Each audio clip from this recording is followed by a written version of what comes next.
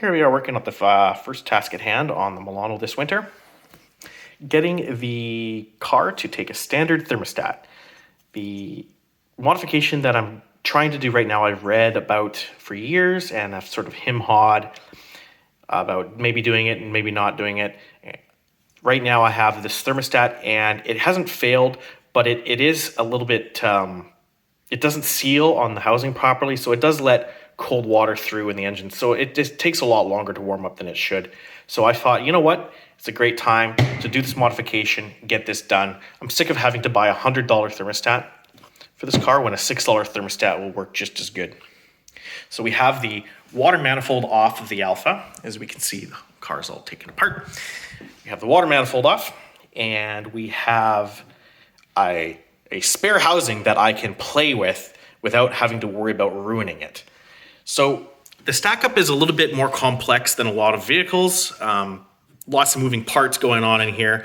We have the top hose / thermostat. So the thermostat goes into this housing, and this is where it seals the cold water from going out to the radiator. As we can see, so that clips into these clips, and then the hot water comes out of there. We have this middle section here, which is where all your temperature senders and the hot water from the head goes in through these ports and out the thermostat to the radiator.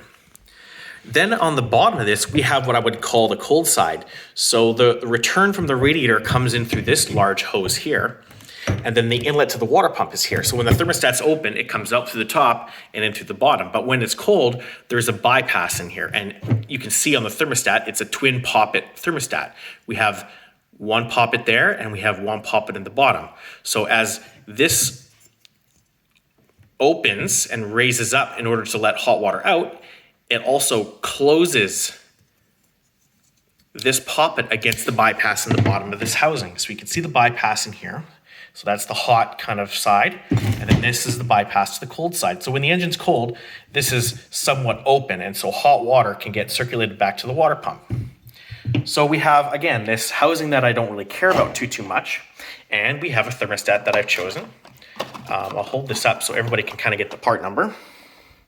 It's a very, very common thermostat. It's used in tons and tons of engines and German stuff. It's used in Caterpillar engines. It's a very common thermostat that has dimensions that are very close, very key dimensions that are very close to the original thermostat. So I chose this because this would be the easiest in order to make it work. So we can see there is nothing special. Everybody has seen a thermostat. Nothing too special. So the dimensions that I'm very concerned about, obviously, is the distance between the main poppet and the bypass poppet being very similar because we have to fit it in the original housing. Other than that, as long as this outer diameter is reasonably sized for the housing that I'm dealing with, the rest of the thermostat doesn't really, it's just a thermostat. So it's just modifying this housing in order to take this. So I don't have a mill or anything, so we're doing this a little bit, not willy-nilly, but I'm doing this like the hard way, I guess we could say. So obviously the first thing I want to do, obviously with this thermostat change, is eliminate the gasket that needs to go in here as well. All these thermostats come with gaskets. There is no need for me to buy a gasket every time this stupid thing comes off. Pain in the ass. So you might as well use the gasket that comes on the thermostat, which means you need a recess cut now. So obviously these tabs need to come off. These aren't going to work no more. And we have this. So again, I don't have a mill. So what I did is I went and bought a carbide hole saw of the exact diameter of this thermostat with gasket so that we can hog out the hole that needs to be cut in here. So we can see I've hogged out the area on the thermostat housing that needs to go.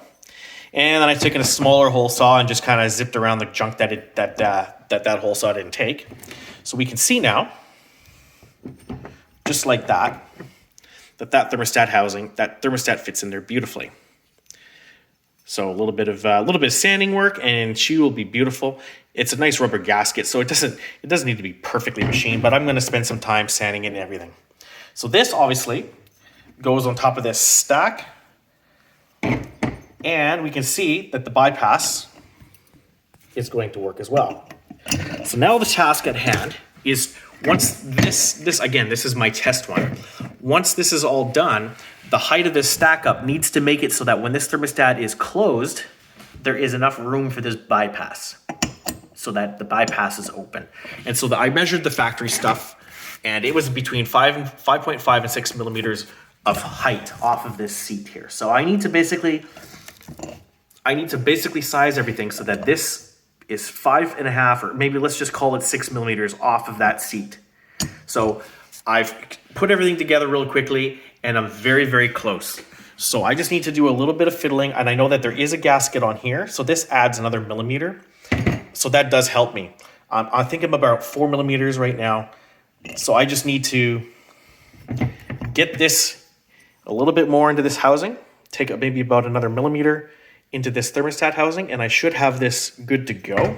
And then I can basically do the same thing over again on the Milano.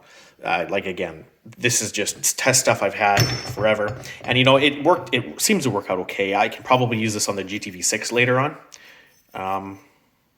Again, I'm not too utterly picky. It is just a thermostat, but I do want to do it right. There does need to be a bypass. Everything needs to be set up correctly so that when the thermostat comes off its seat, you know, a few degrees after that, that bypass closes so that the coolant goes through the radiator, not just around and around in circles. Anyway, we'll do that, and we'll show you an update once I figure that out.